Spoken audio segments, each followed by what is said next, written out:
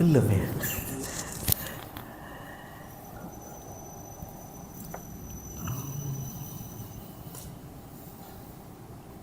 Sebentar. Wa afdalu a'mali siddiqin, dan akhlak yang baik itu adalah paling utama, amal yang paling utama yang dilakukan oleh orang-orang yang saleh. A'mali siddiqin. Wa huwa, dan akhlak yang baik itu Bapak Ibu ala tahqiq, ya. Kita bisa katakan lebih-lebih dari itu, akhlak yang baik itu adalah syatruddin, dia adalah separuh dari agama. Artinya agama itu kalau dibagi maka separuhnya adalah soal keyakinan, yang kedua adalah soal akhlak. Kalau ada orang yang tidak berakhlak, seolah-olah dia kehilangan separuh agamanya. Karena itu agama disebut Imam Al-Ghazali sebagai syatruddin, separuh dari agama. Akhlak yang baik juga adalah thamaratu mujahadatil muttaqin. Dia adalah buah dari mujahadah, upaya orang-orang yang bertakwa. Jadi akhlak itu adalah buah. Orang tidak mungkin punya akhlak yang baik kalau dia tidak berupaya menjadi baik. Dia harus berupaya menjadi baik, lalu kemudian muncul akhlak. Makanya akhlak disebut apa? Thamrah, buah. Mujahadatil muttaqin, dia buah dari keistiqomahan orang-orang yang bertakwa. Akhlak yang baik juga kata Imam Al-Ghazali adalah wariyadatul muta'abbidin. Dia adalah latihannya atau riyadahnya orang-orang yang ahli ibadah. Jadi bahasa Arabnya latihan rohani itu adalah riyadah. Apa? Riyadah. Tetapi dalam bahasa Arab modern riyadhah itu adalah olahraga. Padahal dulunya riyadhah itu adalah olah rohani, bukan olahraga. Tapi sekarang orang taunya riyadhah itu olahraga. Yang benar bahasa Arab yang dulu, riyadhah itu adalah olah jiwa, olah batin, olah rohani. Namanya riyadhah. Sama dengan olahraga, kalau kita pengen six pack, kita pengen fit, orang latihan, nge-gym dan lain-lain. Sama, ketika kita pengen fit rohaninya, maka kita dituntut untuk riyadhatun nafas, untuk melatih rohani kita agar rohani kita menjadi bugar, menjadi fit dan seterusnya dan seterusnya. Itu akhlak yang baik. Lawan dari akhlak yang baik adalah akhlak yang jelek. Al-akhlaq as-sayyi'ah. Wal akhlaqus sayyi'ah, akhlak yang jelek adalah hiya as-sumumul al-qatilah. Dia adalah racun yang mematikan. Jadi akhlak yang jelek itu adalah racun yang mematikan. Ya. Sekarang diungkap lagi tuh racun sianida, viral lagi di media sosial ya kasusnya. Nah, akhlak yang buruk itu adalah racun yang mematikan, bukan hanya sianida yang mematikan. Tapi akhlak yang buruk itu racun yang mematikan.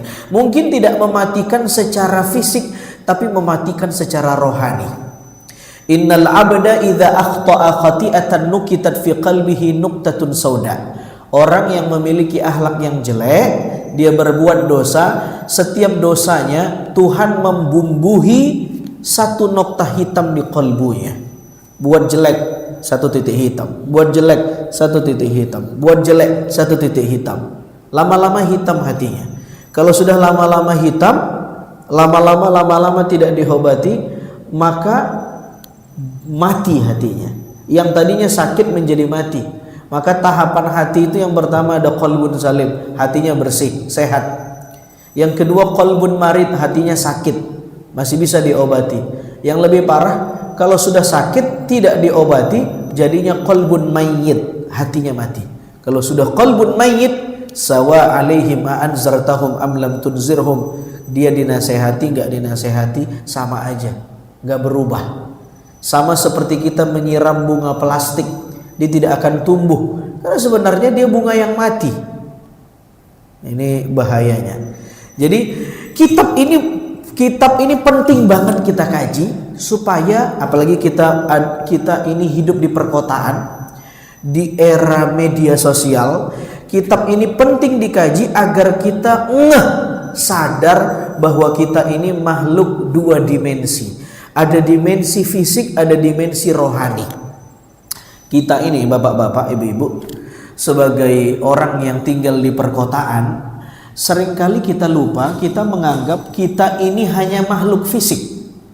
Sehingga semua kebutuhan fisik kita penuhi. Begitu kita sakit, kita check up. Begitu gula darah kita nggak stabil, kita langsung ke dokter. Begitu kolesterol kita offset, kita langsung ke dokter. Begitu sakit fisiknya, kita langsung ke dokter. Betul nggak kira-kira? Assalamualaikum. Yang ibu-ibu juga. Setiap bulan atau 3 bulan sekali, ibu-ibu punya ritual. Ritual apa?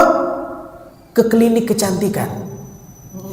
Untuk mengeluarkan komedo, facial, betul nggak ibu-ibu?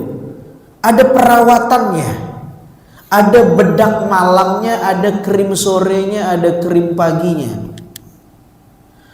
Untung saja Tuhan memberikan titik hitam itu di kolbu rohani kita. Bayangkan, setiap dosa diberikan Tuhan 1 titik komedo di wajah, bukan di hati. Kebayang nggak? Buat dosa nih, ngegibah orang, 1 komedo. Ngomongin orang, 1 jerawat. Zalimin orang, komedo lagi. Buat dosa lagi, 1 komedo. Masya Allah, penuh klinik kecantikan. Tiap hari orang pengen facial.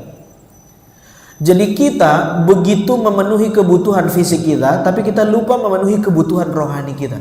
Dan Masya Allah, bapak-bapak, ibu-ibu, niat iktikaf sekaligus ngaji ini bentuk bahwa bapak-bapak, ibu-ibu bahwa rohani kita tuh penting dikasih nutrisi, asupan, vitamin. Salah satu nutrisinya adalah duduk dan ngaji. Tanpa itu, maka dia tidak dapat nutrisi. Kalau fisik kita tidak dikasih makan, dia akan lemas, sakit, boleh jadi mati. Begitupun rohani kita, kalau dia tidak diberi makan, konslet, dia akan mati, redup, dan seterusnya dan seterusnya. Jadi penting bagi orang kota belajar ini, ya, karena kita merasa, wah saya ini makhluk fisik, udah, yang penting saya bisa makan, bisa tidur, nggak ngurusin batinnya. Begitu dia sakit, dia cepat ke dokter, ya. Karena setiap penyakit ada spesialisnya. Dia lupa dengan penyakit jeroannya, penyakit batinnya yang lebih bahaya. Nanti kita akan bahas. Wal akhlaqus sayyi'ah, akhlak yang buruk adalah as-sumum al-qatilah, dia adalah racun yang mematikan. Wal mukhazi al-fadhihah, dia tipuan yang menjerumuskan. Waradha'il al-wadihah, dia adalah satu ketercelaan yang sangat nyata. Wal khaba'ith al mub'idah, dia adalah sesuatu yang menjauhkan kita anjiwari rabbil alamin, dari Allah Subhanahu wa taala. Jadi akhlak yang buruk, dosa itu menjauhkan kita dari Tuhan. Perhatikan ayat. Dulu ketika ayah dan ibu kita berada di surga, Adam dan Sayyidah Hawa, Allah memberikan fasilitas. Fasilitasnya adalah uskun anta wa zaujukal jannah wa kula minha ragadan haitsu syi'tuma. Hai Adam dan Hawa, silahkan tempati surga gratis, gak usah bayar kontrakan. Wa kula minha ragadan haitsu syi'tuma, makan apa saja yang bisa kamu makan gratis, gak perlu nanam, gak perlu manen, gak perlu masak dulu, tinggal petik, tinggal kunyah, tinggal comot, ambil dan makan. Lalu Tuhan cuma kasih syarat, wala taqraba hadhihi syajarah, jangan dekati pohon ini. Pohon apa namanya? Pohon terlarang. Kalau pohon khuldi itu nama yang diberi iblis, artinya pohon kekekalan. Kalau pohon itu, kalau herbal itu dimakan, kata iblis, ya Adam, hal adulluka ala syajaratil khuldi, mau tidak kamu saya kasih herbal? Herbal, pohon kan herbal ya, syajarah. Kalau herbal ini kamu telan, antakuna malakaini au takuna minal khalidin, kamu akan jadi malaikat di surga, minimal kamu tidak akan bisa mati. Ini herbal hebat. herbal yang kalau dikonsumsi dia pil anti malaikal maut. Ngaco nih iblis ya. Adam karena jadi marketing pertama itu iblis Pak ya. Orang yang ahli marketing pertama itu iblis. Belajarlah ilmu marketing dari iblis. Ada dalam suratil A'raf. Apa yang dilakukan iblis ada 3 ya. Coba nanti tadaburi surah Al-A'raf. Iblis itu mampu meyakinkan customernya. Ya, dia ngomong langsung ngasih tahu kebutuhan Adam itu apa. Ternyata dia tahu Adam itu takut mati. Yang dibutuhkan Adam pengen hidup terus. Dia datang langsung.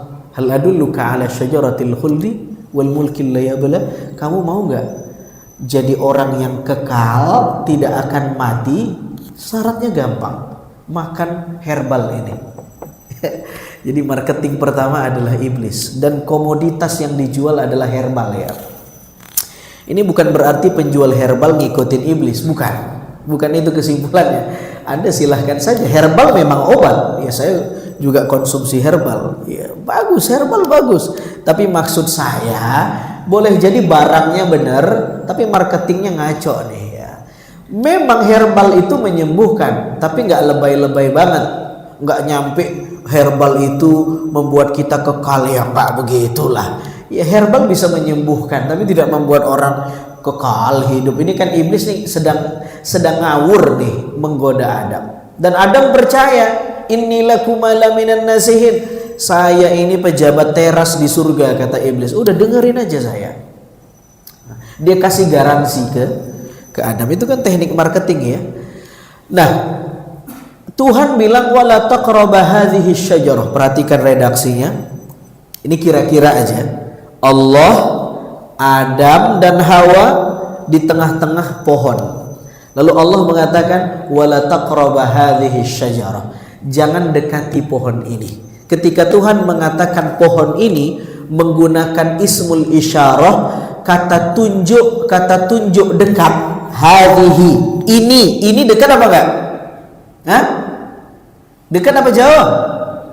Dekat. Berarti posisi Adam dengan Tuhan waktu itu dekat nggak? Halo, assalamualaikum. Paham nggak nih kira-kira nih? Posisi Adam dengan pohon itu dekat nggak? Dan posisi pohon dan Adam ke Allah dekat nggak? Makanya Allah mengatakan hadhihi, pohon ini. Tapi begitu Adam mencicipi pohon terlarang itu, apa yang terjadi? Alam anhakuma antilkuma syajarah. Hai Adam, kata Allah, bukankah aku telah melarang kalian berdua suami istri untuk tidak mendekati pohon itu? Coba lihat, redaksinya udah berubah. Bukan ini tapi itu. Berarti sekarang jauh apa dekat? Berarti yang membuat kita jauh itu apa dari Allah? Dosa. Ketika Adam tidak buat dosa, masih dekat sama Allah. Allah menggunakan kata tunjuk dekat. Tapi begitu Adam berbuat dosa, turun ke dunia, Hawa turun di Jeddah, karena itu katanya Jeddah itu kan artinya nenek. Adam diturunkan di India. Anda boleh percaya boleh tidak, nggak percaya juga nggak apa-apa, namanya sejarah, tidak merusak iman, nggak usah diperdebatkan. Mereka terpisah LDR, sudah terpisah dari Allah, terpisah suami istrinya LDR, gara-gara dosa. Bayangkan itu. Jadi benar tuh kalau kata Imam Al-Ghazali, akhlak yang buruk itu adalah al-khaba'ith al-mub'idah an jiwari rabbil alamin. Sesuatu yang bisa membuat kita menjadi jauh dari Tuhan. Jauh dari Tuhan. Semakin kita banyak dosa, makin jauh. Maka itu orang yang junub, dia nggak bisa sholat. Ya. Dia harus mandi dulu, mandi junub, baru bisa sholat. Orang yang mau sholat, dia harus wudhu dulu. baru bisa salat. Itulah treatment untuk dekat ke Tuhan. Protokolernya harus mandi junub, harus wudu. Kalau Anda ke kantor gubernur aja kan ada protokoler kan, nggak boleh pakai sendal, nggak boleh pakai kaos yang sopan, kan gitu, nggak boleh bawa senjata tajam. Ya datang ke Tuhan itu sama, protokolernya juga ada. Salah satu protokolernya adalah tidak boleh junub. Ibu-ibu misalnya yang haid nggak boleh di dalam masjid, ya. Tapi di serambi masjid boleh. Maka itu masjid yang kecil, tetapi kalau dia usahakan punya serambi latar samping kanan kiri, supaya kalau yang haid itu bisa mendengar kajian ceramah, dia bisa duduk di selasar-selasar masjid. Memang nggak boleh. Ya, ada protokolernya. Ya, sama. Menarik sekali kitab ini, Pak. Ya, luar biasa. Udah syuruk ya? Belum? Berapa menit nih? Biasanya sampai jam berapa? Jam 8 ya? Al-munkhalitah bisahibiha fi salaki syayatin. Akhlak yang jelek itu adalah sesuatu yang menjerumuskan pelakunya ke jalan setan. Akhlak yang jelek itu bisa menjerumuskan kita ke jalan setan. Ini kan ada dua jalan nih. Ada jalan setan, ada jalan Tuhan, ya kan? Di sini disebutkan orang yang punya akhlak yang jelek, maka al-munkharitah bi sahibiha fi salaki syayatin. Akhlak yang jelek itu bisa membawa si pelakunya untuk terjun bebas ke jalan setan. Dan jalan setan ini unik. Al-Quran mengatakan wala tattabi' khutuwatis syaitan wala tattabi' khutuwatis syayatin. Jangan kamu ikuti wala tattabi' khutuwatis syayatin. Jangan kamu ikuti langkah-langkah setan. Jangan kamu ikuti jalan-jalan setan. Khutuwat itu kata jamak ya, plural. Maknanya bukan langkah, bukan jalan, tapi jalan-jalan. Apa maknanya? Sekali Anda mengikuti satu jalan setan, dia tidak akan tinggal diam. Dia pasti punya cara yang lain, punya jalan yang lain untuk membuat Anda makin tersesat di jalannya. Jadi jalannya nggak cuma satu. Setan itu punya jalan yang banyak, punya jalan tikus yang banyak, yang nanti ujung dari jalan itu sama-sama menuju setan. Begitu kita ikuti satu langkahnya, dia akan cari langkah yang lain agar kita tertipu. Itulah cerdiknya setan. Makanya kan dalam surah An-Nas kita diinformasikan apa? Qul a'udzu birabbin nas, malikin nas, ilahin nas, min syarril waswasil khannas. Al-waswasah dan al-khannas itu sifat setan. Khannas itu adalah setan itu makhluk yang paling gesit, ya, pinter, satset. Dia tahu kapan harus maju dan mundur. Itu namanya khannas. Begitu kita lengah, dia maju. Begitu kita sedang fit, dia mundur. Itu namanya khannas. Begitu kita lagi cakep imannya, dia mundur. Tapi bukan berarti dia lupa dengan kita, enggak. Dia mundur dulu. Dia lihat kapan celahnya kita lelah, dia masuk. Itu makna khannas. Jadi setan itu luar biasa. Satu hal yang harus kita copy paste dari akhlak setan adalah akhlak istiqamah. Setan adalah makhluk yang paling istiqamah. Dia sumpah dengan Tuhan, "Tsumma la'atiyannahum min baini aydihim wa min khalfihim wa an aymanihim wa an syama'ilihim wa la tajidu aktsarahum syakirin." Tuhan, saya akan goda anak cucu Adam dari kanan mereka. Tidak bisa dari kanan, saya datang dari kiri. Tidak bisa dari kiri, saya datang dari depan. Tidak bisa dari depan, saya datang dari belakang. Setan adalah makhluk yang paling istiqomah. Jadi harus kita contoh akhlak setan. Setan saja istiqomah, kok kita tidak istiqomah? Malu dong dengan setan. Ya kan harusnya begitu ya. Jadi satu hal yang kita perlu contoh adalah keistiqomahan setan secara kafah. Setan ini kafah sekali dia. Istiqomah. Baik. Ada pertanyaan, silahkan. Bapak-bapak, ibu-ibu barangkali ada pertanyaan? Ada? terpana kayaknya melihat saya ya. Kita lanjut. Wahia, kalau akhlak yang buruk itu adalah akhlak yang membuat kita jauh dari setan, membuat kita jauh dari Allah dan mendekatkan kita ke jalan setan. Sebaliknya, wahia, akhlak yang baik adalah al-abwab al-maftuhah ila masih cerita akhlak yang buruk. Begitupun akhlak yang buruk adalah al-abwab al-maftuhah ila narillahil muqidah. Akhlak yang buruk itu juga merupakan pintu yang bisa membawa kita ke neraka Allah al-muqidah, yang menyala-nyala. Al-muqidah artinya yang menyala-nyala. Muqidah artinya yang menyala-nyala. Ada ayat dalam Al-Quran, wailul li humazatil lumazah. Terus alladzi jama'a malan wa'ad yahsabu anna malahu kalla la yunbadhanna fil wa ma adraka mal narullahil muqadah. Nanti orang-orang yang suka nyakitin orang, manusia yang suka nyakitin orang, dia akan dicampakkan ke dalam neraka hutomah. Apa neraka hutomah itu?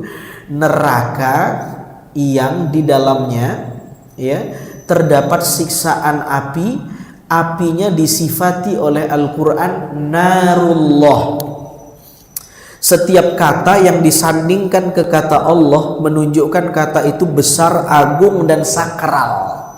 Bait artinya rumah, disanding ke Allah, Baitullah artinya nama Allah. Kitab artinya buku, disanding dengan kata Allah, kita sakral, besar. Nar artinya api, narullah apa artinya? Apinya Allah. Berarti apinya nggak main-main nih. Apinya nggak main-main nih. Ya. Narullahil muqadah. Muqadah itu artinya api yang dinyalakan. Api yang dinyalakan. Al-muqadah itu bentuknya superlatif. Sehingga para ulama mengatakan api ini saking dahsyatnya, ketika Anda masuk ke sana, nauzubillah min zalik, ketika ada yang masuk ke sana, ibarat ibu kalau menggoreng telur taruh minyak, kan minyaknya harus dipanasin dulu ya bu ya, apinya dihidupin. Itu bukan muqadah. Muqadah itu adalah ketika kita masuk, api itu sudah panas betul, minyaknya sudah panas betul, jadi nggak usah dinyala-nyalain, sejak dulu sudah menyala. Itu makna al-muqadah ya. Nggak apa-apa ya, lewat sedikit ya. Hah? Belum ya? Berapa menit lagi, Ustaz? Oh, masih lama, masih santai. Allati tattali'u 'alal afidah, api itu punya sifat bisa merambat seperti rudal batalistik, dia bisa mengejar tuh. Dia bisa ngejar musuhnya, ya. Semacam ada chip di api itu, Tuhan bisa instruksikan kejar, dia merambat. Ya, digambarkan neraka hutomah itu neraka yang ada di bawah penjara yang panjang, punya banyak ventilasi, tapi Anda nggak bisa keluar. Bayangkan betapa menyakitkan ya.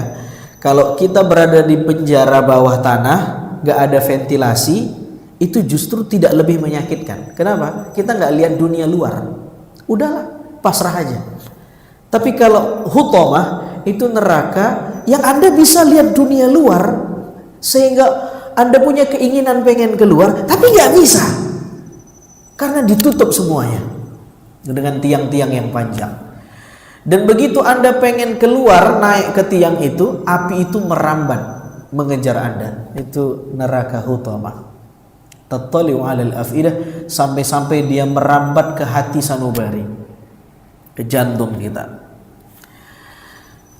Kama annal akhlak, kalau sebagaimana akhlak yang buruk bisa membuat orang jauh dari Allah, merupakan sesuatu yang bisa membuat orang terjerumus ke jalan setan, merupakan pintu yang bisa membuat orang masuk ke neraka hutamah. Begitupun akhlak yang baik sebaliknya, kama annal akhlaqa al jamilata, akhlak yang baik, hiya al abwabul maftuhah minal qalbi ila na'imil janan wa jiwarir rahman. Akhlak yang baik itu merupakan pintu-pintu terbuka dari hati menuju kenikmatan surga dan perlindungan Allah Subhanahu wa taala.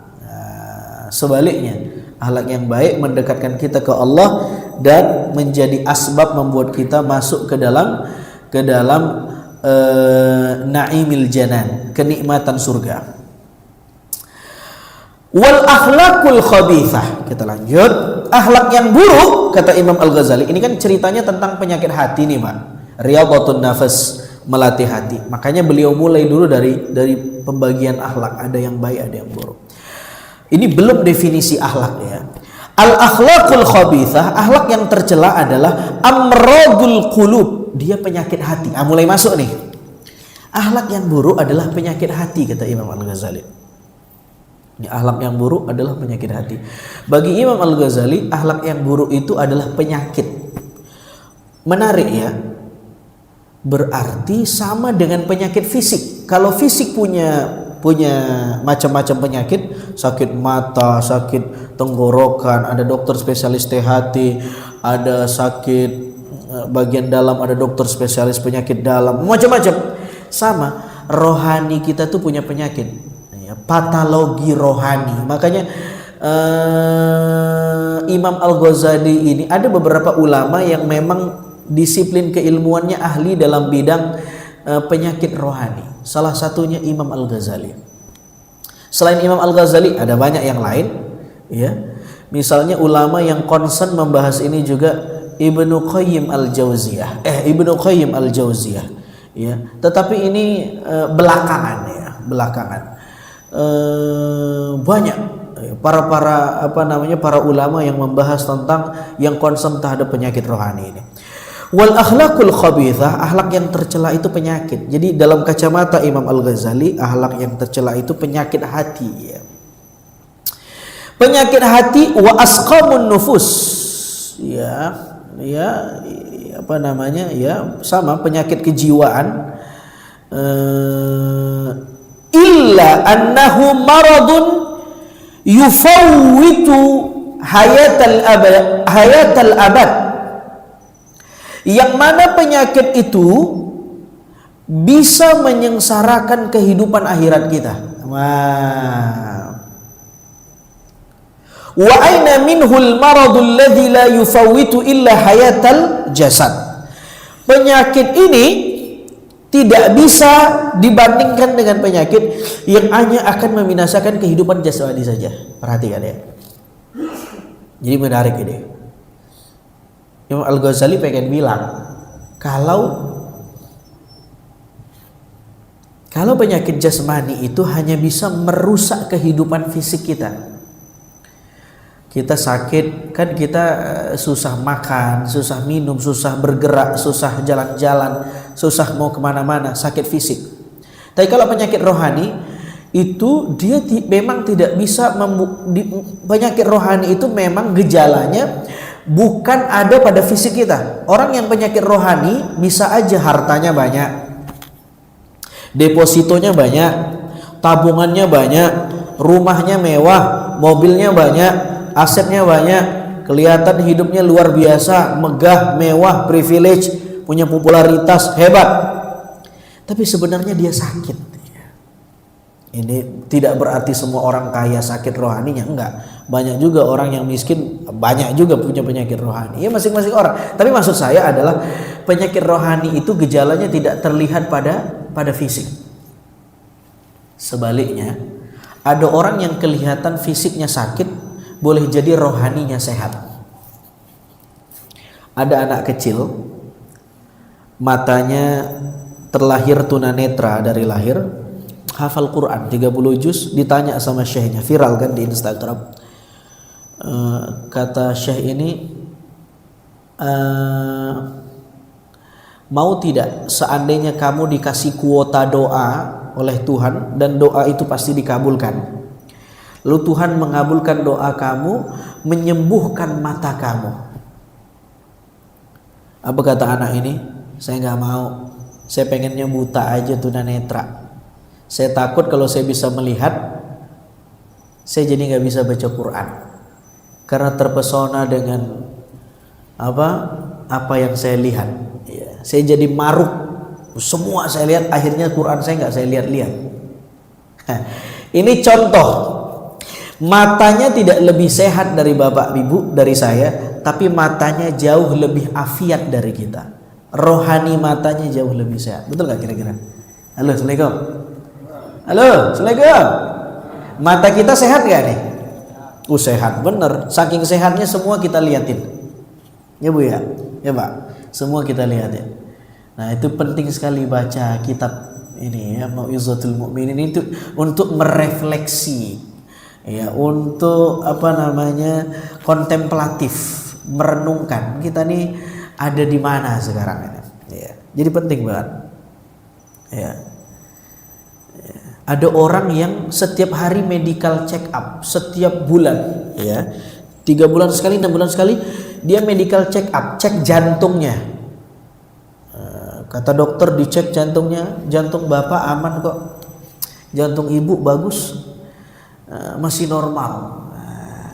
Dia tapi lupa ngecek jantung rohaninya. Padahal di situ bersarang penyakit hati. Jadi ada spirit heart, ada physical heart, ada jantung fisik, ada jantung rohani. Sama pentingnya. Kalau jantung fisik tidak kita cek, orang bisa gagal jantung, orang bisa sakit jantung, orang bisa jantungan, orang bisa mati mendadak, orang bisa pembengkakan jantung, bahaya. Sama kalau penyakit jantung rohani tidak kita medical check up, ya, mungkin dia tidak akan mati fisiknya tapi mati rohaninya, ya kan? Jadi sama banget. Masalahnya kan yang rohani ini, yang jeroan-jeroan ini kan nggak kelihatan. Karena nggak kelihatan, mungkin kita tidak begitu prioritaskan untuk ngobatinnya. Kalau kelihatan, mungkin lebih rusak rohani kita ketimbang jasmani kita. Mungkin kalau kelihatan rohani kita, sepertinya yang lebih tua rohani kita apa jasmani kita?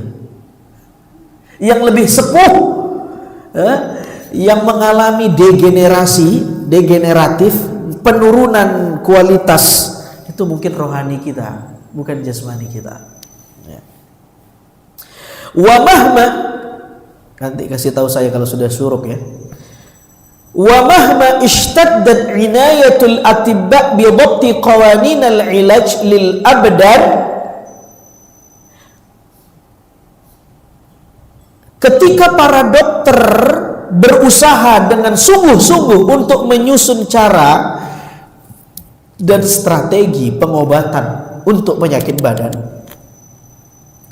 kata Imam Al-Ghazali, wa laisa fi maradiha illa fawatul hayah al-faniyah,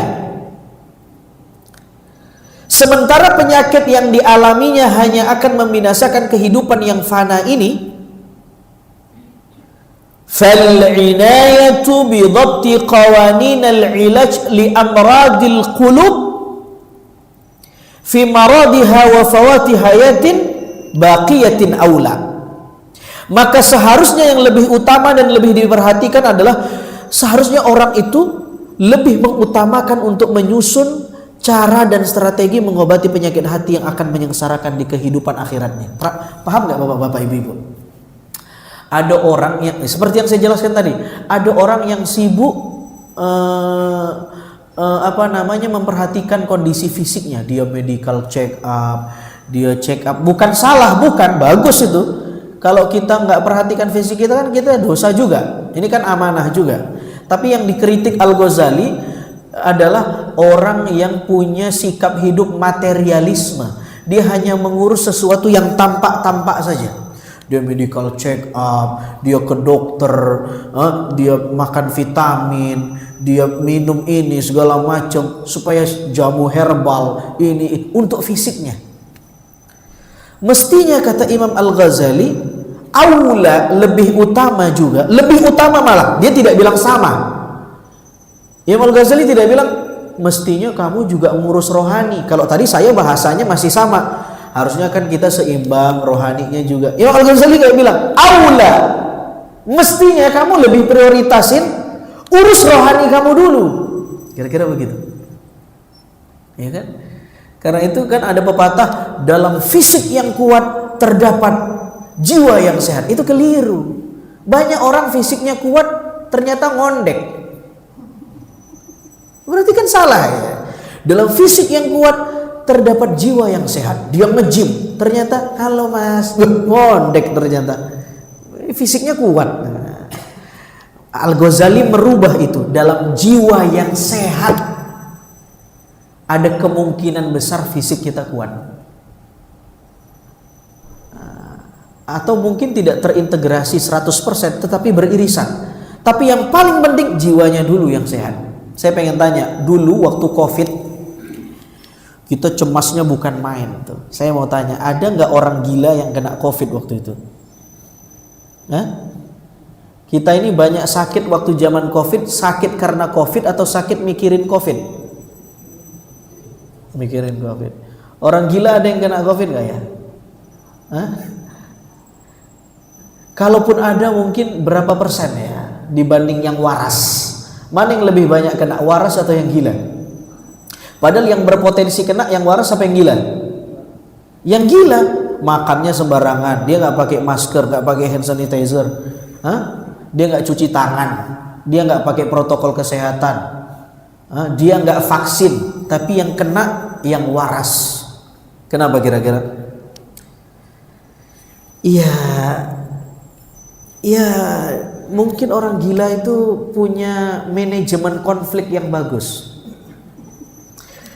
Kalau ada persoalan dia tidak terlalu pikirkan, jadi pelong gitu. Kalau kita ini kan semua kita pikirin dari A sampai Z. Apalagi yang kelihatan, lihat berita kita mikirin, semua kita pikirin. Sampai tetangga ngambil motor baru kita mikirin kapan tanggal jatuh temponya. Kan itu kacau itu. Gimana nggak gila kita itu? Jadi yang gila aja nggak sakit, kita yang waras jadi sakit. Ya. Karena dia punya manajemen konflik yang bagus, orang gila ini. Ya. Jadi belajarlah dari orang gila. Ya. Jadi hari ini kita harus belajar dari setan, dari sisi istiqomah. Dari orang gila kita harus belajar manajemen konflik yang baik. Kadang-kadang menjadi cuek itu penting, seperti orang gila ya. Tapi cuek banget ya jangan ya. Ustadz Azhari nyuruh kita jadi orang gila ya, belajar ya. Nanti ada tamu ke rumahnya dicuekin, suaminya dicuekin, istrinya dicuekin, katanya biar saya sehat mentalnya katanya. Ya nggak begitu juga ya. Ada hal-hal yang kita nggak perlu pikirin, udah pikiran itu udah Allah yang mikirin sudah. Ada orang orang yang biasanya suka berdebat, kaku, keras, itu dia terlalu memikirkan yang bukan wewenangnya dia. Ada kan orang cuman ngaji 1, 2, 3 kali, tapi perdebatannya nggak kelar-kelar, cuma membahas apakah bumi ini datar atau bulan. Ini angel ini. Ini ada potensi jadi orang gila ya, orang gila. Ngapain itu terlalu dipikirkan? Ya, terima aja sebagai pendapat saintis.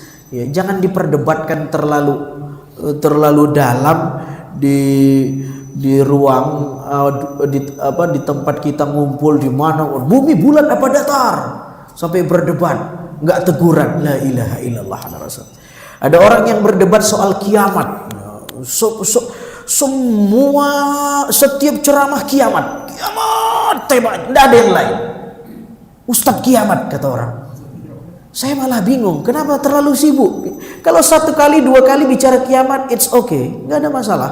Umat perlu disentuh tentang kiamat. Tapi kok di mana-mana bicara kiamat loh? Sampean panitia kiamat tak? Kan sudah ada panitia kiamatnya, sudah ada. Kalau kita diajarin kiamat terus, ya umat ini jadi fatalis, pasrah, nggak mau kerja, mikirnya kiamat aja. Ya perlu belajar tentang yang lain-lain. Jangan kiamat terus. Jadi saya nggak mau menspesialisasikan diri saya menjadi ustadz kiamat, bahaya ya. Nanti umatnya jadi fatalis, ya pasrah. Udah kita udah nggak selera hidup. Gini, kenapa? Besok kiamat, ini Dajjal mau turun. Bahaya ya. Teman-teman, ini saya kira pelajaran hari ini kita akan lanjutkan di pertemuan bulan berikutnya. Ada pertanyaan? Silakan. Ibu-ibu, bapak-bapak. Malu-malu ya. Masih pertemuan pertama. Ya silahkan. Wah, ini ada anak muda ini. Ini padahal temanya tema orang tua, tapi yang nanya anak muda. Ini hebat ini. Gimana Mas? Assalamualaikum warahmatullahi wabarakatuh. Maaf tadi pertanyaan di kaum awam. Ya. Imam Ghazali selalu membahas tentang pengobatan hati. Apa saja tahapan-tahapan Imam Ghazali untuk mengobati penyakit hati itu sendiri? Waduh, berat nih pertanyaan. Tahu begini saya nggak datang nih subuh nih. Apa aja tahapan-tahapan kita untuk mengobati penyakit hati? Ya nanti ya Mas. Ini masih mukaddimahnya ya. Nanti Imam Al-Ghazali punya satu bab khusus bagaimana cara mu'alajatul qalbi, bagaimana treatment untuk melakukan kuratif, pengobatan terhadap hati. Sama dengan kedokteran, ada preventif, ada kuratif, ada rehabilitatif, gitu-gitu. Nanti sama di Imam Al-Ghazali punya langkah-langkah itu. Bagaimana preventifnya biar Anda tidak kena penyakit hati ini? Bagaimana pengobatannya kalau sudah terlanjur sakit? Bagaimana cara rehabilitasinya supaya terhindar dari penyakit ini? Makanya bab dalam kitab Ihya itu urut. Muhlikat dulu, baru munjiat, kuratif dulu, baru rehabilitatif. Ada orang yang kena sakit, dikasih tahu dulu cara pengobatannya di bab yang ketiga, namanya Rub'ul Muhlikat. Nanti munjiat itu rehabilitasi. Apa yang menyelamatkan kamu? Bagaimana cara recovery-nya? Bagaimana cara merubah gaya hidup, lifestyle-nya supaya rohaninya sehat dan seterusnya dan seterusnya. Ya, itu cara. Tentu banyak ya, tapi salah satunya karena sudah ditanyakan ya, bagaimana cara langkah kita mengobati penyakit rohani. Ya kita harus sadar bahwa rohani itu penting. Itu dulu satu, punya kesadaran, consciousness, punya kesadaran bahwa rohani kita itu sama pentingnya dengan fisik kita. Karena penting kita punya prioritas untuk memperhatikan. Oh saya ini punya rohani. Saya ini Azhari, tapi Azhari itu bukan hanya Azhari yang ini. Ada Azhari yang dalam. Azhari yang siapa namanya? Mas Bowo. Bowo itu bukan hanya yang ini, tapi ada Bowo yang spirit, yang Bowo yang softwarenya yang juga harus diperhatikan. Jadi Mas Bowo harus tahu dulu bahwa penting ya. Tahu dulu. Berikutnya tentu ada banyak treatment, misalnya memilih teman yang baik ya, karena teman itu menentukan rohani kita baik tidaknya tergantung teman ya. Al-bi'ah, faktor lingkungan. Makanya Allah mengatakan kepada Nabi Adam ada dua syarat. Jangan coba-coba dekati pohon ini, seperti yang saya jelaskan tadi. Yang kedua, jangan jadikan setan sebagai temanmu. Ini dua syaratnya. Karena begitu Adam menjadikan setan sebagai teman, benar kejadian. Dia didistract oleh setan, akhirnya kebawa ke jalan setan ya. Ikut circle-nya setan. Walaupun pada akhirnya Nabi Adam bertobat dan Allah menerima taubatnya. Ya. Begitu ya, secara singkat ya, pilih teman yang baik ya. Ada yang lain, ibu-ibu barangkali ada pertanyaan atau bapak-bapak ya? Iya, silahkan Mas. Iya, mangga. Nih. Assalamualaikum warahmatullahi wabarakatuh. Ingin bertanya, tadi saya menyampaikan bahwa penyakit hati itu salah satunya mengikuti jalan syaitan. Iya. Tapi yang sehat mengikuti jalan Allah gitu ya. Iya. Dan kita tahu bahwa hati itu suatu hal yang rohani itu kan ada tampak. Betul. Kan kelihatan. Betul. Nah, bila mana sih sebenarnya dikatakan ada sesuatu itu kan ini adalah penyakit hati. Misalnya tadi, kalau kita ada salah satu fenomena misalnya sekarang itu adalah fear of missing out. Kita itu Gimana? takut kalau fear of missing out. Kita takut kalau kita itu kehilangan sesuatu informasi luar. Itu kan kata. Apakah ya kalau sebenarnya pasti, tapi sebenarnya gejalanya tadi itu seperti apa sih? Karena kan kalau kita mikirin sesuatu hal informasi tertentu juga nggak bagus gitu ya. Betul. Nah, gejalanya pasti kalau fisik kan kelihatan gejala, misalnya kalau kita lagi demam kelihatan panas misalnya, atau kayak kalau penyakit hati itu deteksi seperti apa? Iya, luar biasa ya. Simptomnya gimana ya? Gejalanya gimana? Ya kalau penyakit fisik, dokter akan tanya, ibu apa yang ibu rasakan? Gejalanya apa? Kalau rohani ini nggak kelihatan gejalanya, tapi sebenarnya kalau kita mau jujur bisa kita rasakan. Ya, tergantung jenis penyakitnya apa. Kalau dia sedang mengidap penyakit sombong misalnya, ya kadang-kadang gejalanya terlihat juga. Memang rohani Mas, tapi gejalanya kadang-kadang terlihat juga. Ya. Makanya kata Ibnu Athaillah, di sini kan belajar Al-Hikam kan sama Ustadz Asep. Ya, minggu keberapa? Bagus ini Wihdatul Ummah ini. Ngajinya canggih-canggih. Ngajinya Al-Hikam, Mau'izatul Mu'minin. Satu lagi Ustadz Arifin. Ustadz Arifin akhlak juga. Wah, jadi wali nih, setahun jadi wali. Jadi kadang-kadang gejalanya kelihatan Mas. Makanya kata Ibnu Athaillah, orang yang hatinya kotor itu seperti seperti teko yang mengeluarkan air yang kotor. Jadi Ibnu Athaillah memberi metafor, mengibaratkan hati itu seperti cawan air. Kolbu kita itu seperti cawan, wadah air. Isi airnya apa? Setelah keluar dari corong cawan itu, mulut cawan itu, tergantung yang punya hati buruk atau baik. Kalau yang punya hati baik, yang keluar biasanya teh, kopi, air hangat, air kelapa, zam-zam, itu yang keluar tuh. Tapi begitu yang punya nggak baik, yang keluar apa Pak? Air comberan, apa lagi? Tua, ya, minuman yang memabukkan, khamar, ya, kelihatan. Orang misalnya punya penyakit sombong, kata Nabi, al-kibr batarul haq wa ghamtun nas. Orang yang sombong itu adalah dia menolak kebenaran dan dia merendahkan manusia. Nah, ini penyakit rohani itu. Gejalanya kelihatan. Ini orang kok ngerendahin banget. Ini orang kok menolak kebenaran aja. Ya enggak, dia merasa dirinya paling benar ya. Yang lain salah semua. Wah, ini al-kibr. Nah, ini sombong ya. Rohani penyakitnya, tapi kadang-kadang terpersonifikasikan, terlihat, tampak pada kesehariannya.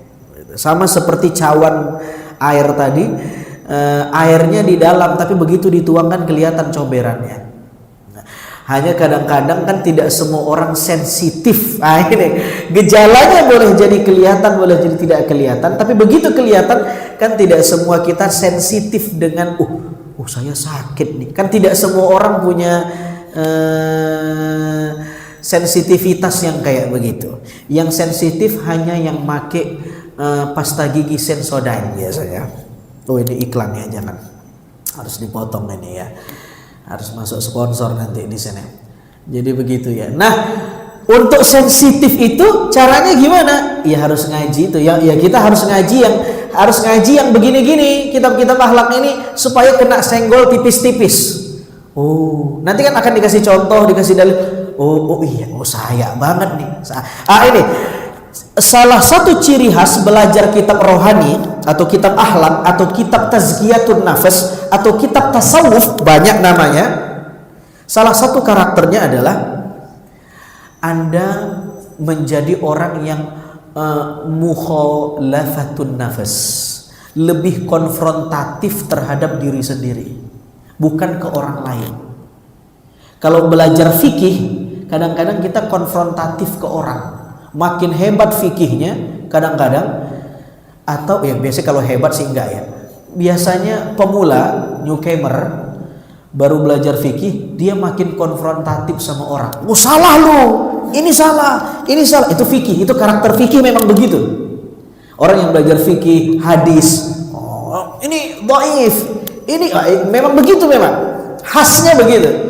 Tapi kalau belajar ilmu rohani, semakin Anda belajar, Anda semakin konfrontatif dengan bukan orang lain, tapi mengkritik diri sendiri.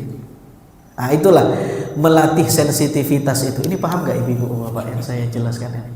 Saya berusaha mencari diksi-diksi yang lebih dekat supaya kita bisa paham ya, pelan-pelan ya, nanti lama-lama kita biasa, insya Allah. Itu ya mungkin mas ya. Saya kira itu ya, sudah jam 6, nanti kita lanjutkan bulan depan. Mudah-mudahan bermanfaat, keberkahan buat saya dan kita semua. Bismillahirrahmanirrahim. Allahumma salli ala Sayyidina Muhammad wa ala ahli Sayyidina Muhammad. Allahumma inna nas'aluka ilman nafi'a, beri kami ilmu yang manfaat ya Allah, wa rizqan thayyiba, rizki yang luas, wa amalan, rizki yang baik, wa amalan mutaqabbala, amal-amal kami Engkau terima. Allahumma ighfir lana, ampuni dosa kami, wali walidina, dan dosa kedua orang tua kami, warhamna warhamhum kama rabbawna shighara, wa li jami'il muslimina wal muslimat wal mu'minina wal mu'minat. Rabbana atina fid dunya hasanah fil akhirati hasanah wa qina adzabannar. Subhanakallahumma bihamdika nasyhadu an la ilaha illa anta nastaghfiruka wa natubu ilaik. Wassallallahu wasallam ala walhamdulillahi rabbil alamin. Assalamualaikum warahmatullahi wabarakatuh.